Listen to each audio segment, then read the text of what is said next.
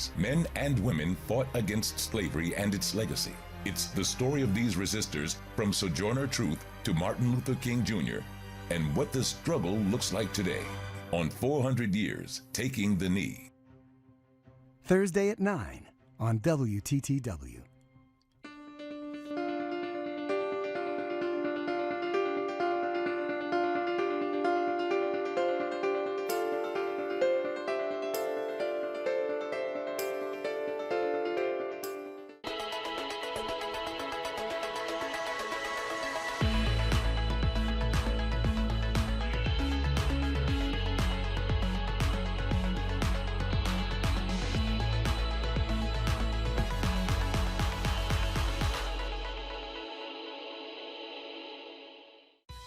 Programming on WTTW is made possible in part by the Joseph and Bessie Feinberg Foundation, which is also proud to support Chicago Hopes for Kids. Next time on Father Brown. A blow to the head. When his friend is wanted for murder, Sid asks for help. This is Father Brown. He's going to find a real killer in no time. But they're running out of time. We should tell the police. We have no evidence. Father Brown. Saturday at 7 on WTTW. Next time on Death in Paradise, a wealthy man is murdered on his private island. When the team investigates, a storm rolls in. And when they have to spend the night, they could be risking their lives. So we're stranded here. That means the killer is too. Death in Paradise. Saturday at 8 on WTTW.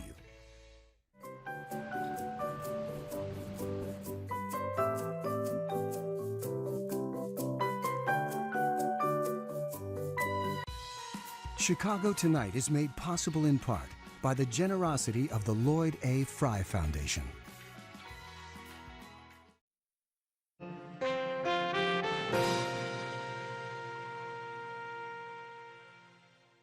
Good evening, I'm Paris Schutz. Welcome to Chicago Tonight. Brandis Friedman has the evening off. On the show tonight.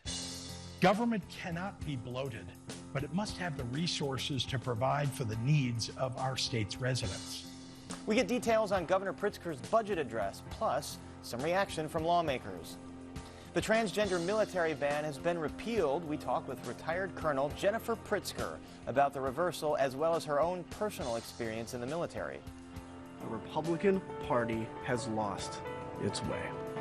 Congressman Adam Kinzinger gets honored for his stance against Trump's Republican Party.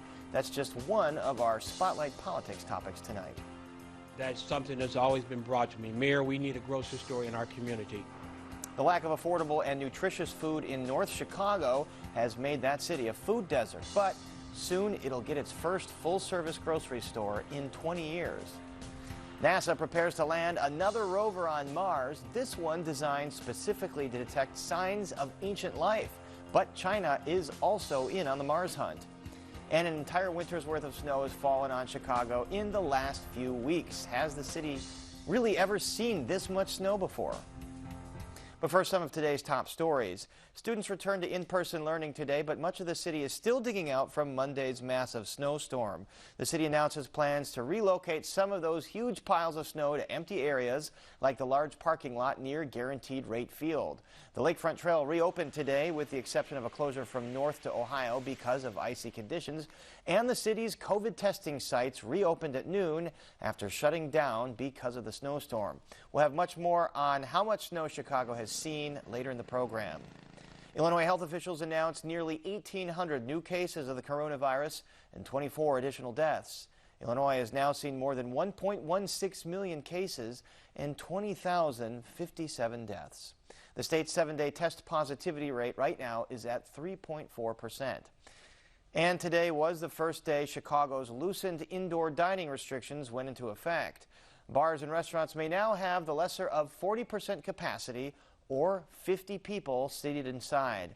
Chicago's test positivity rate is 3.6% right now, and that's down from 4.7% about a week ago. Chicago's health department says the city is seeing a daily average of 388 new cases and an average of 8 deaths per day.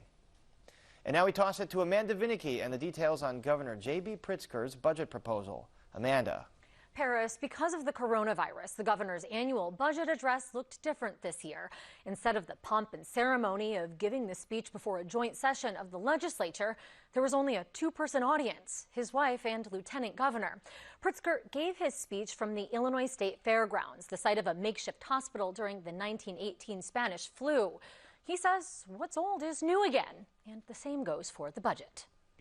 The governor's banking much of his budget on proposals attempted by Democrats in the past by closing corporate loopholes, setting up a tried and true partisan standoff as Pritzker used his budget speech to take a swing at the far right. Republicans swung right back. Many on the far right have made their name in politics by touting cuts to unemployment programs and health insurance coverage. Amidst the tragedy of this pandemic, they have lobbied against the federal government providing relief to Illinoisans, ignoring the life-changing economic pain of real working families.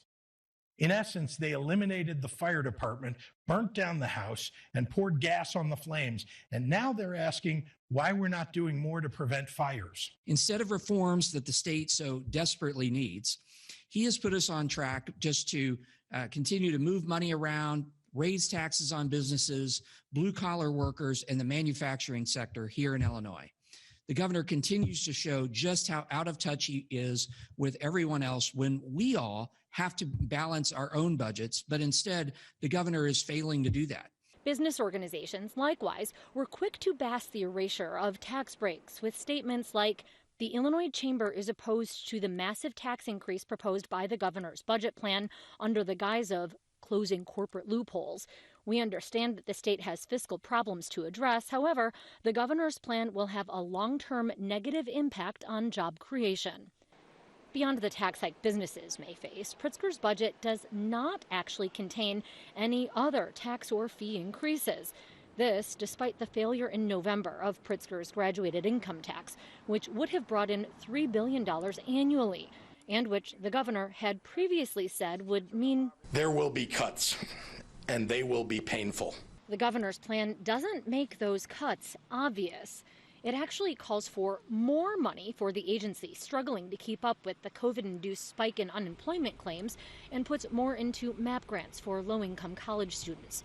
But it holds the line steady on funding for schools, instead depending on federal money to boost education spending. Pritzker's also hoping more of that will come through. Congress must act decisively, and I urge every Illinoisan to add their voice to this demand. Even so, many Democratic legislators and some of the governor's allies who'd pushed for the graduated income tax say, especially with the hardships of the pandemic, the governor's plan doesn't spend enough. This address also doubled as the annual State of the State speech. Much of Pritzker's focus was on Illinois' continued response to coronavirus, but he also called for lawmakers to move on stalled ethics, renewable energy, and marijuana equity measures. And now joining us for their reaction to Governor Pritzker's budget address are State Senator Chapin Rose, a Republican from Mahomet, State Senator Christina Castro, a Democrat from Elgin, State Representative Avery Bourne, a Republican from Litchfield, and State Representative Cam Buckner, a Democrat from Chicago. Thanks so much to each of you. And let's begin. Senator Rose, this is a proposal. How much of this do you envision becoming a reality? Look, he is the governor, and he's going to, because of the extraordinary powers that the state constitution grants him when it comes to the budget, so things like line item vetoes, he's going to get about 95% of what he wants, not to mention the fact that obviously he's got supermajority Democrats in control of the House and the Senate. So I just hope they fix the many issues along the way as they go, not the least of which is this thing's $1.7 billion in the hole right out of the gate. Senator Castro, you are, of course, a Democrat, the same party as the governor. What did you think of what you heard? Overall, I'm pleased with the budget. I mean, one of the things that you see, we make our full pension payment. I'm also very pleased that the governor does not have a tax increase in there. That is something I would not have as supported. So it is time for us to really relieve that tax burden on our working class families. I want to play a clip from the governor's address that we heard. 2 months ago, I asked Republicans in the General Assembly for their proposals to close this year's budget deficit. I was met with silence. Apparently, their idea of bipartisanship ends when hard choices must be made. Representative Bourne, what of that? Did the GOP offer any input, suggestions for cuts? We've also heard silence from the governor's office when we asked what his proposed agency cuts are from the last year's budget address. He said 2 months ago he asked for this input. 2 years ago, Republicans gave input on the budget. We reached a balanced budget in a bipartisan agreement. And today, the governor turned his back on almost all of the agreements that Republicans suggested and demanded 2 years ago. So I would say there's a big lack of trust there. And if he's asking Republicans to engage, this hyperpartisanship has to end. You're talking about that corporate tax loophole closures. Is that what these are? Let's go to you, Representative Buckner. Listen, Amanda, every time we face difficult budget decisions, people talk about shared sacrifice. And that sacrifice falls almost exclusively on working families, students, and seniors. If there are special deals for big businesses that can be cut back to prevent cuts to critical services, that needs to be part of the discussion of real shared sacrifice. We're going to need to absorb some pain. And many of my colleagues, want to pile all that pain on people who can least afford it. I'll never be okay with that. And actually to that end, the governor had warned when the graduated income tax proposal failed that we just heard him. Big cuts were going to be coming or a tax increase. We don't see the latter for sure. We don't really see that steep of cuts. In fact, there are some increases. So was that all a scare tactic, Senator Castro? I think one of the things you have to remember, we're still in the midst of a global pandemic. As a member of the Latino Caucus, as the Latino Caucus co-chair, our communities as well as Black community have been impacted tremendously by COVID-19. So I think I can understand why the governor himself kept those line items the way he was and increased them because our communities are hardest hit. Again, this is a proposal. It's going to take all the branches, the executive and the legislative, and both parties to sit down, work together, and hash out a budget. And I want to get back in just a moment specifically to what you believe Latino communities of color would specifically need. But what, again, of this graduated income tax increase, again, was that all a scare tactic in that we're not seeing steep cuts nor a tax increase? Anybody? Go for it. Yeah, so I'll tell you, first of all, the people of Illinois saw through the nonsense in November and rightly rejected the progressive income tax. They're going to see through the nonsense from today. And I want to address two other issues you brought up there, Amanda. One being ideas. Republicans have consistently, for more than a decade, filed all kinds of ideas that would help both the spending side of the equation, but also encourage and foster job creation in this state to organically grow our revenues rather than continue to tax people out of existence. All right. We've put in idea after idea after idea. So I reject categorically as nonsense that assertion he made. Secondarily, COVID has hit every community in this state in a very, very fundamentally tragic and terrible way. And, look, here's what doesn't help. What doesn't help is the hyper-partisan nonsense that was spewed today. And also say this, when you talk about taxing the loopholes, how is eliminating the Blue Collar Jobs Act going to help anybody who makes less than, $75,000 a year? How is eliminating, taxing biodiesel, which produces, 20% of all jobs in this state are agriculture jobs? That helps create jobs in the state. It also helps the environment, but it also helps consumers by keeping the price of fuel low. So how does taxing fuel, biodiesel fuel, going to help anything for anybody? Senator Rose, let me quick cut in there because you said that Republicans offered ideas. Give me one. Yeah, so I'll give you several. All right, let's start with how about this?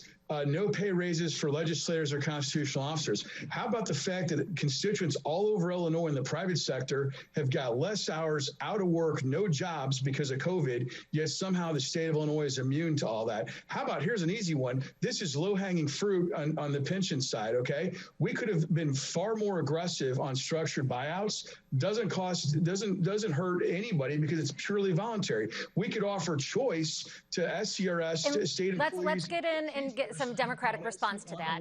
Either Senator Castro. 25 more ideas. I'll give you 25 more ideas. But the governor. Wait, I think we have time for that right now, and I want to make sure and get either Representative Buckner or Senator Castro's response to a couple of those ideas. Should that be part of the budget? Perhaps free up spending for some of your other desires?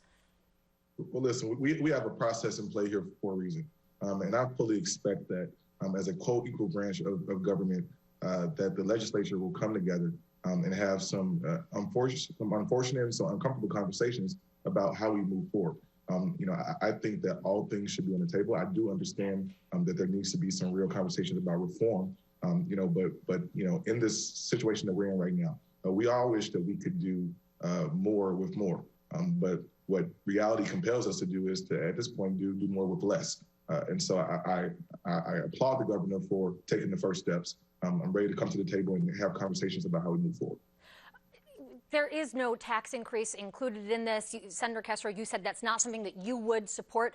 Is that something that you do envision being part of this in the end, particularly as we are hearing from groups? And again, Senator Castro, perhaps this is an opportunity for you to address more money in the budget for Latino communities, communities of color that have been primarily affected by the coronavirus pandemic.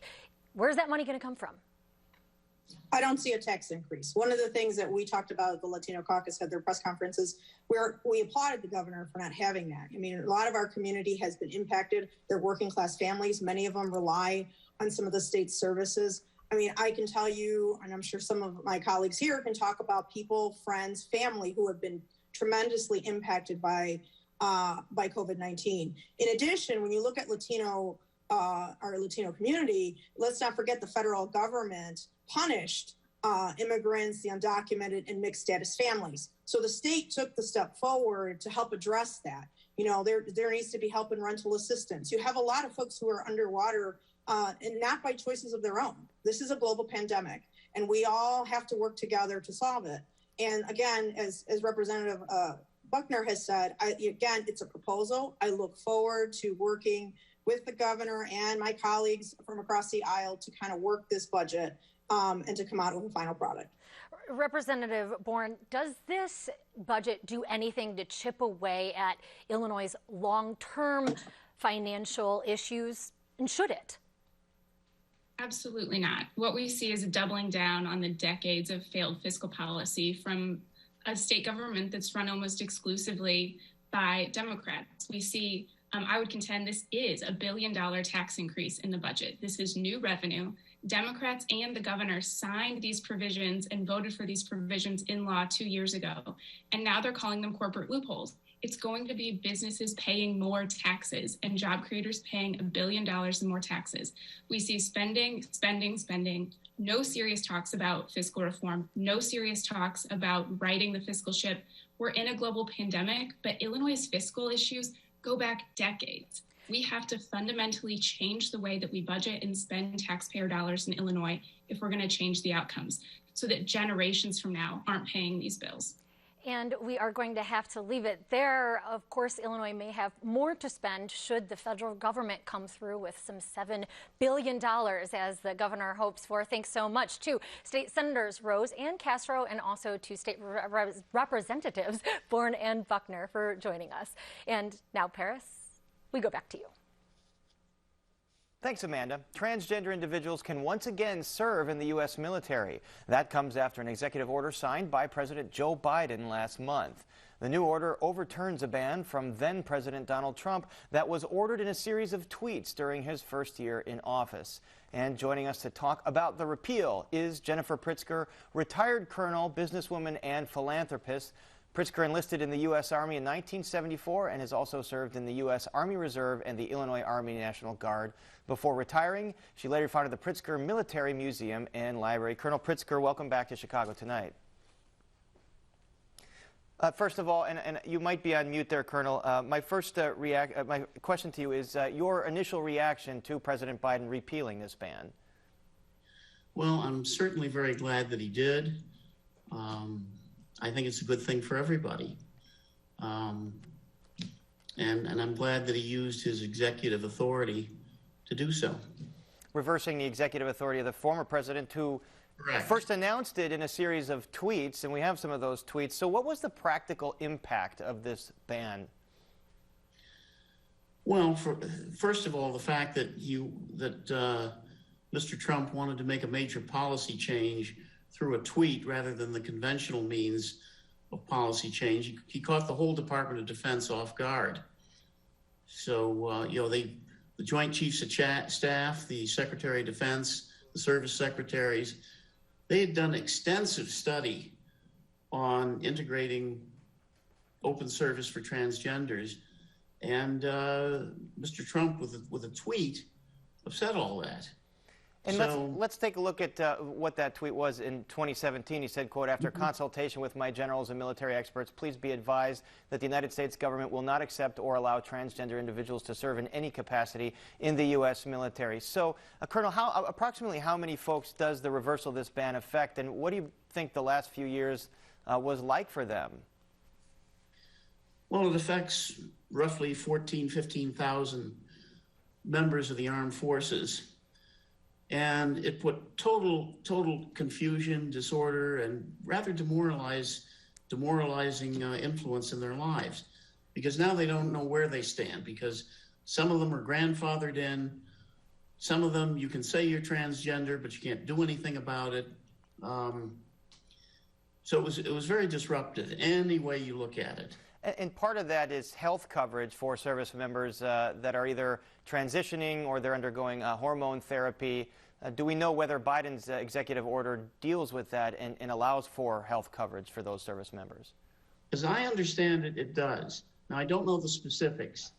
I don't know, how much hormone therapy, how much psychological therapy, surgical therapy, or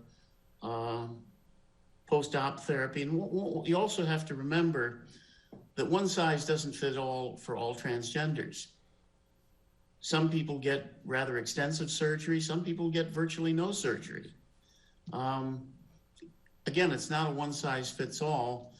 And the costs are less or no more than other surgeries. Certainly, the armed forces spend more on Viagra than they ever will on transgender medical care. So you kind of have to look at it on a case-by-case basis. And above all, you have to look at the individual person and determine whatever it is they're doing, do they remain a net gain for the armed forces?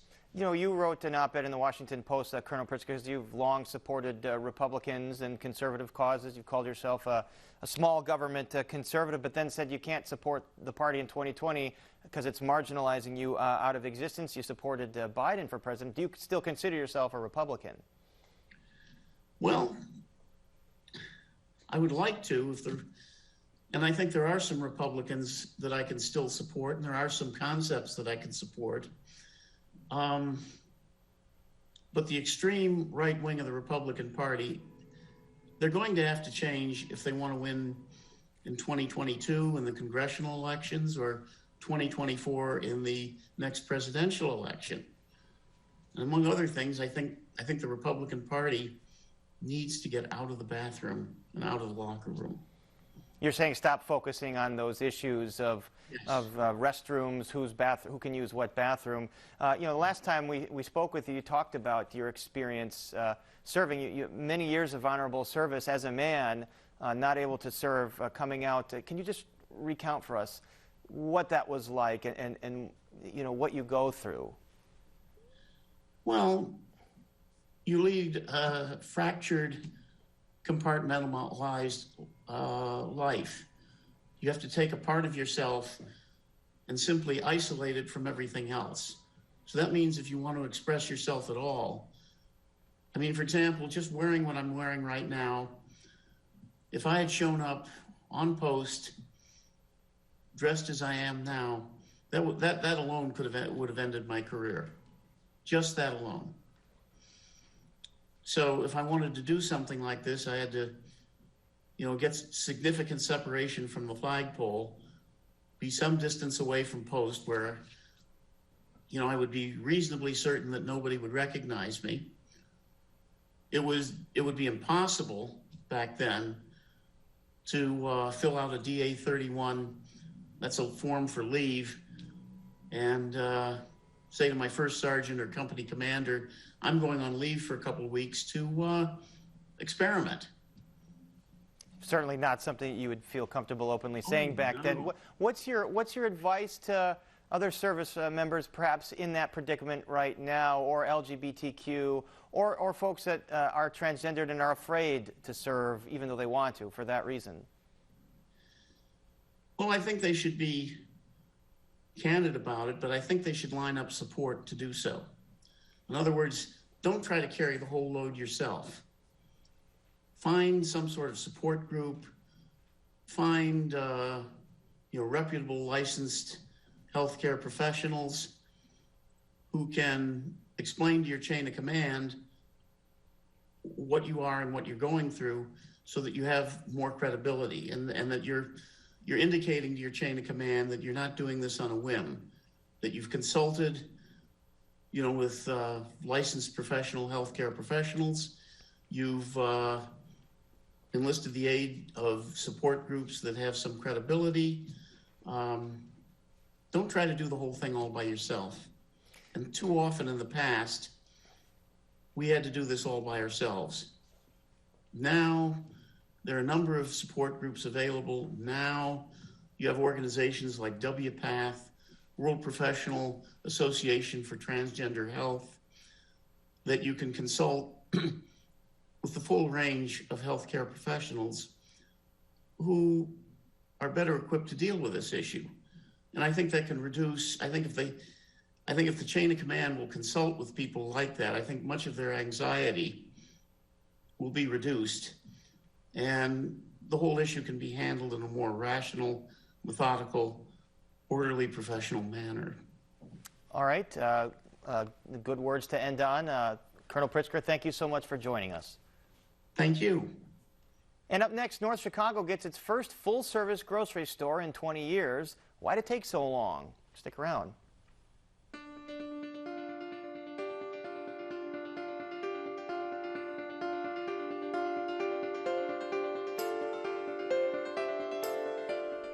Unlike some of its affluent neighbors on the North Shore, the city of North Chicago is a diverse, low-income community with few, if any, affordable options for fresh, nutritious food. In fact, the median household income of North Chicago is nearly 1/4 of the average household income of Lake Bluff, right to its south, and that's according to U.S. Census numbers. To feed the need of its residents, this spring, North Chicago is getting its first full-service grocery store in decades. Chicago Tonight's Evan Garcia went to George's Fresh Market to learn more. So in this space, we're going to offer fresh produce from across the world. That's going to be our highlight. Of course, we're going to have various different meats. We're going to have beef, pork, chicken, lamb, goat. We're also going to have some halal. We are going to have seafood as well, fresh from all across the world. 38-year-old Peter Dramonis grew up in the grocery store industry. His father is Pete of the Pete's Fresh Market chain. Now, Dramonis and his childhood friend and business partner George Anderson are planning to open a grocery store of their own. George's Fresh Market, this is me and Pete's first of many grocery stores that we opening up and bring to North Chicago. Located about 40 miles from the city, North Chicago is considered a food desert, or an area with limited or no access to affordable and nutritious food. And then on that back wall will be all the dairy department. George's Fresh Market will be the first full-service grocery store in North Chicago for 20 years, according to Mayor Leon Rockingham. That's something that's always been brought to me. Mayor, we need a grocery store in our community. To attract economic development and ensure George's Fresh Market sticks around, the city of North Chicago is loaning the business $300,000 to be forgiven in a decade. It's a 10-year loan, basically, and as long as he's here within 10 years, after that 10th year, the loan is forgiven. If for any reason he would leave, at that point, he would have to come back and repay from that point on. Meanwhile, Peter and George say they're in North Chicago for the long haul. George and I, we were talking about, we plan to have our kids fill our shoes. That's the whole dream here. Just keep it going. Now, just a few miles north up Lewis Avenue, there's plenty of supermarkets for North Chicagoans to choose from in neighboring Waukegan. But Mayor Rockingham says that puts undue stress on North Chicagoans' wallets and keeps tax dollars out of their own community. Bringing something like this into our community helps the residents of North Chicago. Some of those in North Chicago doesn't have the opportunity and have to spend more money because now they've got to take public transportation to get their food. Bringing it closer gives them an opportunity to be able to keep more of their resources that they have. Additionally, it brings in revenue for our community, more tax dollars, more sales tax dollars for the city of North Chicago. Within a year or two, George's Fresh Market could get much bigger. The owners say they plan to expand into the spacious banquet hall next door. Right here at North Chicago. Yeah, okay. We're getting a full-service grocery store. For Chicago Tonight, I'm Evan Garcia. Peter and George say they expect George's Fresh Market to open in April. In the same building, the pair will also run a Harold's Shrimp and Chicken restaurant, and that's set to open next month. They say the overall project will create 40 to 50 full and part-time jobs in North Chicago.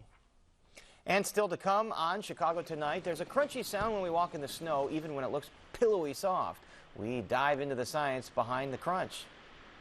NASA's latest mission to Mars arrives at the Red Planet searching for signs of ancient life. And this one comes equipped with a helicopter drone. I might have more patience for their hypocrisy, but this is not a normal year. You heard this earlier. We'll have a little bit more about Governor J.B. Pritzker and him taking aim at Republicans during his budget address. Our Spotlight Politics team breaks that down and more. But first, some more of today's top stories. Popular talk radio host and controversial conservative provocateur Rush Limbaugh has died. Limbaugh's nationally syndicated show was a longtime fixture on WLS 890 AM. He was inducted in the Chicago-based Radio Hall of Fame in 1993. Limbaugh announced last February that he'd been diagnosed with advanced lung cancer. Rush Limbaugh was 70 years old. Illinois health officials announced nearly 1,800 additional cases of coronavirus and 24 more deaths. The state has now seen more than 1.16 million cases and 20,057 deaths. The state's 7-day positivity rate is 3.4%. 41 public monuments in Chicago are flagged by a city commission as possibly problematic. This after widespread racial justice protests last year included attempts to tear down statues of Christopher Columbus. The city launched a review of all 500-plus public monuments as part of a, quote, racial healing and historical reckoning project. Today, the city released a list of statues that have been flagged, including ones depicting military leaders, Native Americans, and Christopher Columbus. There's more on this story and a link to the full list on our website. A popular and familiar face is set to return to the Cubs. 34-year-old right-hander Jake Arrieta agreed to a one-year deal to come back with a mutual option for a second year. The former All-Star and Cy Young Award winner was a key part of the Cubs' historic World Series championship in 2016. He spent the last 3 seasons with the Philadelphia Phillies. The Shedd Aquarium's youngest dolphin has a name, chosen with help from CPS 4th graders from around the city. The Pacific white-sided dolphin was born August 31st, and today the Shedd announced she'll be known as Harmony. The Shedd says the name represents the balance of humans and other animals living together on the planet. And we've got more about this story on our website as well. It seems like never-ending snowfall out there with another dusting forecast for tonight. So just how many inches have we received so far this year? Oh, and ever thought of why snow makes that crunchy sound below our shoes as we walk? WTTW News reporter Patty Wetley joins us now as today's official snow correspondent. Okay, Patty, so remind us how many inches of snow Chicago has seen so far, and then the last time we had this much of a snowpack. Yeah, we've gotten around 43 inches for the entire season, but 34 of those inches have fallen within the last 3 weeks. So if people are feeling like we've been getting hammered, they're right. And we haven't gotten that much snow in that short a span of time since the winter of 78, 79, which just to frighten people a little bit, that winter we ended up with like 80 inches of snow total. So if we're going that direction, freak out. Don't put your shovel away. And I know politicians freak out because there was significant Yes. political fallout with that, too. All right, moving on, Patty, to the hard-hitting investigative question that's on everybody's mind. Why does snow make that crunchy sound when you walk on it? Yeah, you think it's like pillowy, cottony, but it's actually ice crystals. And those ice crystals are surrounded by air.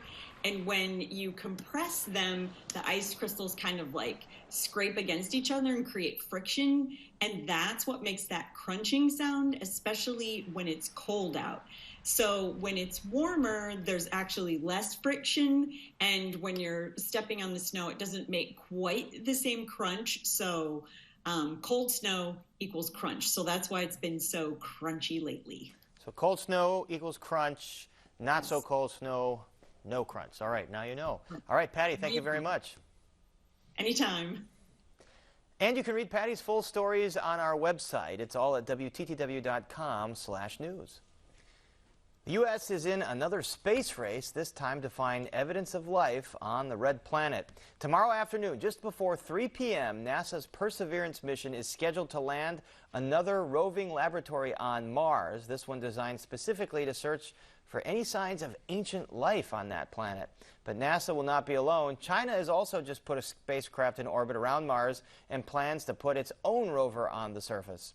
And joining us now to tell us more, we're happy to welcome back local astronomer and space exploration enthusiast, you can tell by the poster behind you, Mark Hammergren, who'll be doing a Facebook Live event in coordination with the Ray Bradbury Experience Museum in Waukegan for the Perseverance landing tomorrow. Mark Hammergren, great to see you. All right, so if all goes well, it's going to land just around 3 o'clock tomorrow afternoon. Give us an overview about this mission. Yeah, so the Mars Perseverance rover, as you said, is going to land tomorrow afternoon, about 3 o'clock Central Time. It's been heading towards Mars for over 6 months now. The rover itself is kind of a little bit bigger version of the Curiosity rover that is currently operating on Mars, that landed something like 9 years ago. And it's nuclear powered. It's going to be able to travel for years and years and years, examining rocks, looking directly for evidence of past life on Mars. And so it's landing at this area called the Jezero Crater, which is supposed to be a really challenging place to land. Why is it landing there? And talk about the challenge of the landing. Yeah, so geologists, or areologists, as the Martian counterparts are called, they and the engineers who operate the spacecraft have kind of opposite opinions of where they should go. The geologists want to see interesting rock formations, which means exposed rock faces that reveal the history of Mars. The engineers want as flat an area as possible, as uninteresting as possible.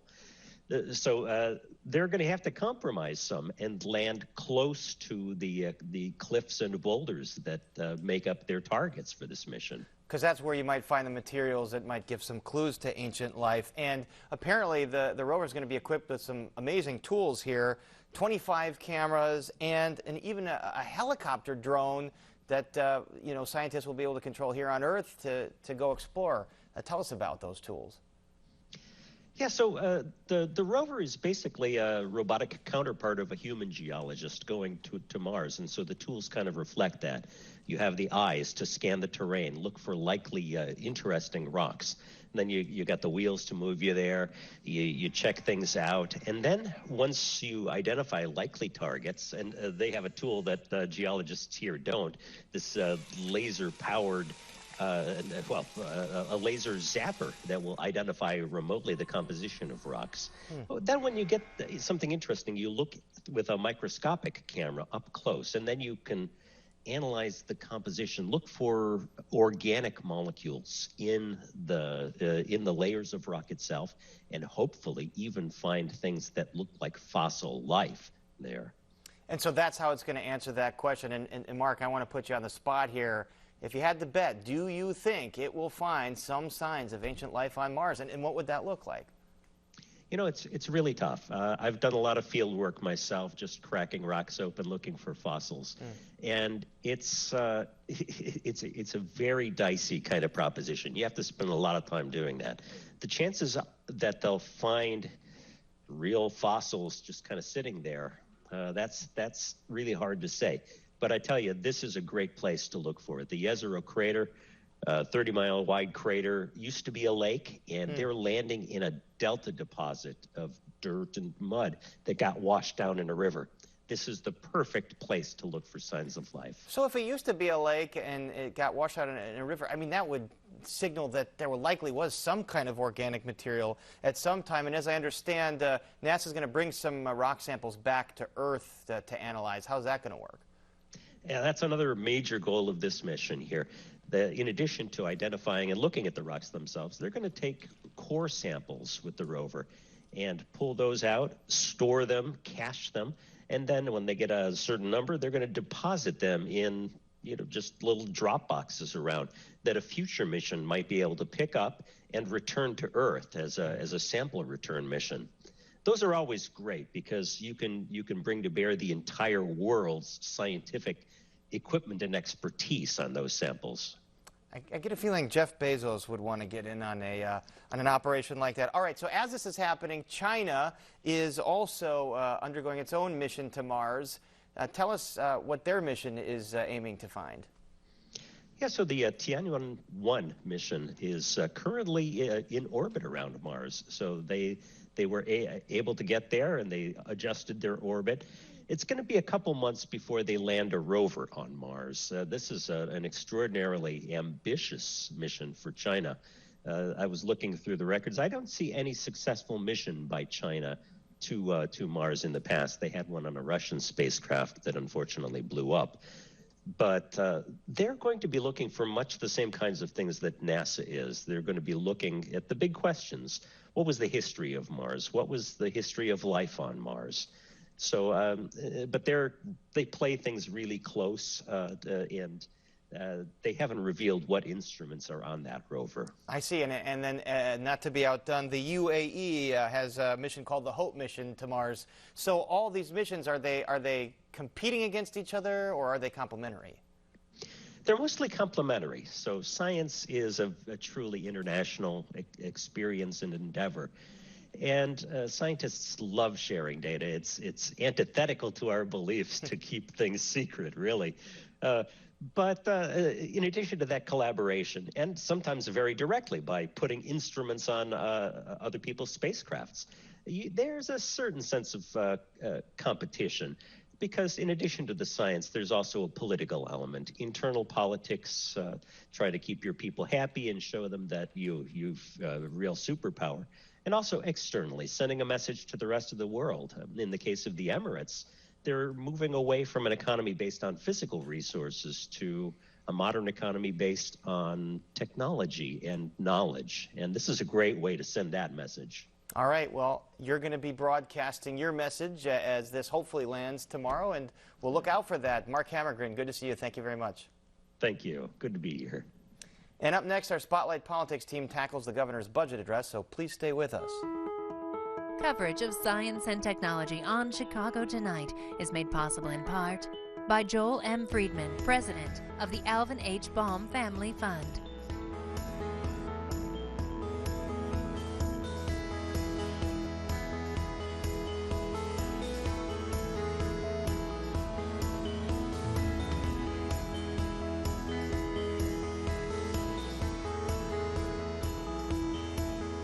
The governor's budget address with no income tax hike, along with Congressman Adam Kinzinger's award by Time magazine. Those things are the focus of our Spotlight Politics tonight. And here with all of that and more are Amanda Vinicky and Heather Sharon. Great to see you both. Let's take a look at what Governor J.B. Pritzker said in his virtual budget address that you featured a little earlier, Amanda, and then what GOP leader Jim Durkin said about the budget negotiations. Here you go. 2 months ago, I asked Republicans in the General Assembly for their proposals to close this year's budget deficit. I was met with silence. Apparently, their idea of bipartisanship ends when hard choices must be made. Until we know exactly where the governor plans to cut within state agencies, we're not in a position to provide anything more. All right, Amanda, bottom line, no new income taxes, but closing what, about $1 billion worth of, I'm sorry, about $1 billion worth of corporate loopholes. Fill us in on that.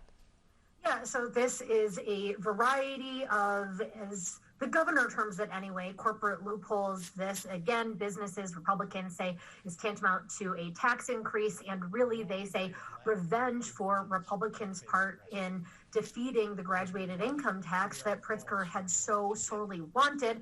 We didn't get a chance to directly ask any questions of the governor, but he might very well, maybe he wouldn't use the word revenge, but he would say, yeah, I told you that there would be consequences should the graduated income tax constitutional amendment fail, and this is one of them. We cannot forget that the governor is heading into re-election, and that a income tax increase, as I think was evidenced by the failure of the graduated income tax constitutional amendment, is not something that would go over well with Illinoisans. And yet there are a lot of groups in the governor's base that do want additional spending, even above and beyond what he has proposed in this, what is really largely a flat budget for the next fiscal year. So it does set up a partisan standoff.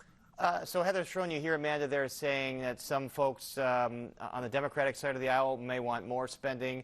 Clearly you hear Republicans here saying cut more spending. Is this budget going to be a heavy lift? Well, it won't be as a heavy lift as it would have been if it included an income tax. And let's not forget, a couple months ago, the projections for the deficit was $5.5 billion. The budget deficit is now projected to be closer to $3 billion. So yes, it's a lot of money, however you count it, but it's a lot easier to close a $3 billion deficit rather than a $5.5 billion deficit. So that's why Governor Pritzker was able to sort of take the income tax hike off the table and sort of put the closure of it on these end of tax credits or loopholes, however you cut it. And that will make it a lot easier for the Democratic supermajorities in both the House and the Senate to maybe swallow maybe not getting as much money as they wanted for education or social services when they know that they won't have to take that tax hike vote right before they start to look at re-election. All right, but one of the things we don't know for sure yet is the federal aid coming the state's way. We did interview Congressman Raja Krishnamurthy on last night's show. Here's what he said about the federal cash infusion coming if the stimulus plan passes. $13.2 billion overall will come to Illinois. The state of Illinois will get $7.5 billion. The city of Chicago will receive $1.8 billion. Cook County will receive $1 billion. And then the municipalities and villages will receive the rest. All right, Amanda, starting with the state, how does that $7.5 billion, if the bill passes in its current form, how does that affect Illinois' budget? Well, right now, the governor's blueprint doesn't actually bank on that money coming through. In part, he can't do that because of Illinois law and what you can bake into a budget. But he has said that it needs to go, of course, toward the COVID response. It certainly would, again, make things a little bit easier, free up some funding to go elsewhere. You're already, again, one of the major cries that you're hearing from Democrats is they want more money going into education. The governor has said that all of that increase would come from the federal government, and they say, we want more. But the governor is trying to be careful, heeding the warning issued by another Democrat, the Comptroller Susana Mendoza, that this would just be a one-time payment, so you can't put too much into operations there, and that this would be put into borrowing, bill backlog, and that's where he really, the governor gets into saying maybe we could put some of that toward job growth. Right, there's a lot of borrowing that has to be paid down, including borrowing from the federal government. Heather Schroen, what about the $1.8 billion possibly coming to the city of Chicago? How does that play into the budget plans? Well, Mayor Lori Lightfoot has said all along that if the city does get another federal relief package, her first priority would be to cancel some of the borrowing that the city had to approve to close its $1.2 billion shortfall in 2021 on top of an $800 million shortfall in 2020. So the budget that the City Council approved just a few short months ago included $1.7 billion in borrowing, and it was structured in a way that it would mean taking on a potentially higher interest rates to be sort of to get money faster. That's sometimes called scoop and toss, and that is a really reviled budgetary gimmick that will cost Chicago taxpayers more in the long run. So the mayor has said that she's hoping to be able to cancel some of that, but there will be no doubt Alderman calling for her to rescind the property tax increase she pushed through on the narrowest possible margins, which raised about $96 million on property owners in Chicago. So that is no doubt going to be a big fight going forward. Property taxes were not part of this at all. Property tax reductions is something we hear about all the time from Illinois residents, and that is not part of this state spending. And you're saying $1.7 billion borrowing, $1.8 billion possibly coming from the federal government. I would say that's probably not a coincidence, and we should also mention there's been some aldermen today crowing about how the last batch of federal relief has been spent, and they plan to talk more about that tomorrow. Amanda, let's talk about some politics. There's a Republican that has announced a run for governor on the GOP ticket against Governor Pritzker. Who is he? And talk about the campaign on the Republican side ramping up against Pritzker. It begins already. You have the state Republican Party coming forward with a Fire Pritzker campaign. So that has started. This Republican who has thus far declared that he is going to run for governor, that is Paul Schimpf. He is a Marine veteran. He did try to run for Attorney General, so he has some experience running statewide. Not very successful, though. That was a race run, of course, by Lisa Madigan.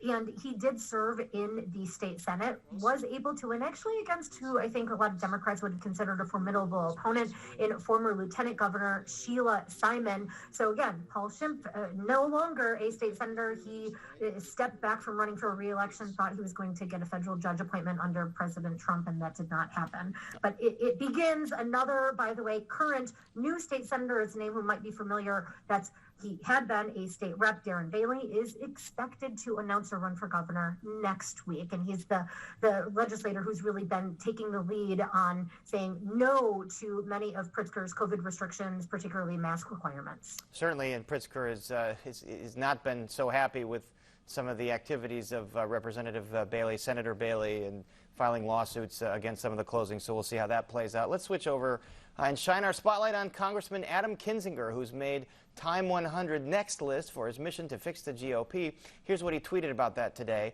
I'm humbled by this recognition and honored to be named to Time 100 list of influential people for 2021. We need leadership in this country, and I'm at peace with my decisions and the risks that come with standing for what is right. Thank you, Time. Heather Sharon, obviously we've talked to Congressman Kinzinger. His district is just outside of the Chicago area. He has talked to the New York Times, now Time Magazine, as you see, The Atlantic, Washington Post. Is there a risk of overexposure here in the national media? There sure is, because this is all sort of part of a concerted effort to chart a non-Trump defined course of the Republican Party. And I think Adam Kinzinger is going to be a really important test case, but he does risk sort of becoming that poster boy in opposition to the former president. And we've already seen that not only is he facing criticism from constituents and Illinois residents, but also his own family who disowned him for opposing the former president. But that, while I'm sure that might be painful, it does come with the national media spotlight. And of course, the $64,000 question is, will he try to parlay that into statewide office? We were just talking about the 2022 elections, and there's a lot of speculation that he will be a candidate, even though he says that he will not be. Well, if he is a candidate, it seems like there are many members of his family, as you mentioned, Heather, that won't be voting for him. We saw the letter that they sent to him, which was very rough for his opposition to Donald Trump after the election. Amanda, tell us about some of the contents there. I mean, as you said, they basically said, my word not theirs, but similar, that they were ashamed of Kinzinger for doing this. They are clearly Trump loyalists. I mean, this is, I think, emblematic. That the family storyline is an interesting one because it cuts to the heart of what it means to be a politician. And at the same time, I think, as Heather said, the bigger, broader story is what this says for the future of the Republican Party.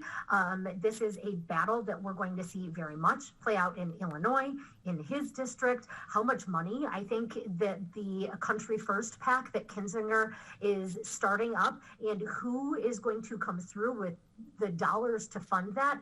Those are the things that we really need to be paying attention to. Well, you know what? You heard Colonel Pritzker earlier in the show saying that she didn't want to support any of the far-right candidates, and she's been a lifelong Republican. So there is a source of dollars in Illinois, certainly right there, the Pritzker family. Heather Sharon, you know, the other point I want to make about Kinzinger is he, in all these national media outlets, I wonder if he does more good if he goes on places like Fox News, where the conservative base audience is, and if he wants to pick off some of those voters, that might be a more fertile place to do it. And we have been inviting Kinzinger on this show for weeks. He has been on this show. He was on January 6th during the Capitol insurrection, and we always look forward to having all Congress folks on. But Congressman Kinzinger as well, invites always out there. Heather, let's move on to CPS. Mayor is making waves now against an elected school board. She ran pretty much in support of having one. What's she saying now? Well, it's always easier to promise during a campaign than to deliver while in office. And this has really been an issue of the devil is in the details.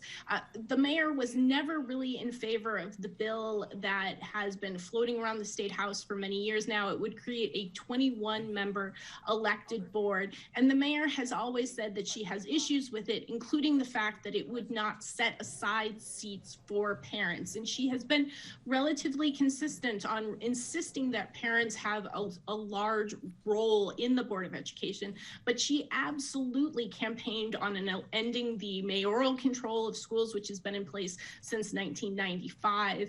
And it is going to be a major issue as she prepares to run for re-election potentially in 2023, because this was a central argument of the progressives who wanted a mayor who would relinquish power of the school districts.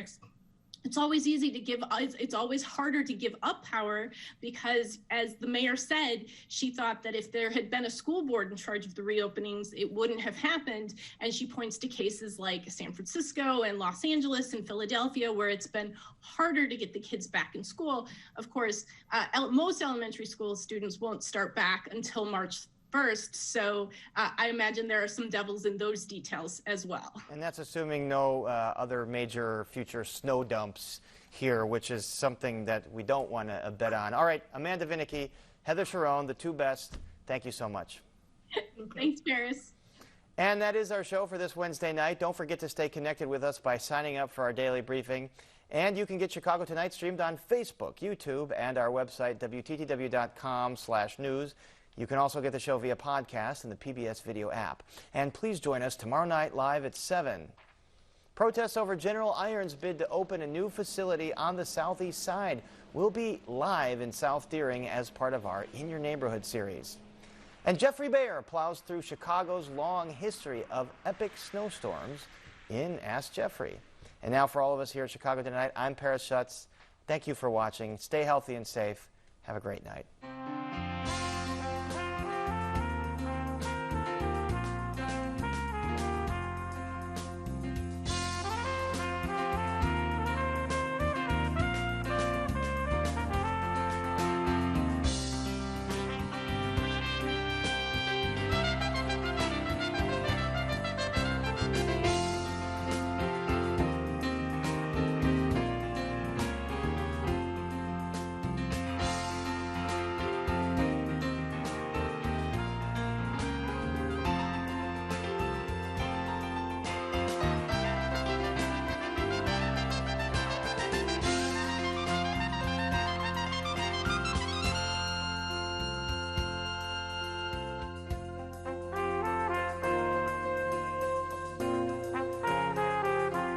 Closed captioning is made possible by Robert A. Clifford and Clifford Law Offices, a Chicago personal injury and wrongful death firm that's proud to serve its community through pro bono legal services.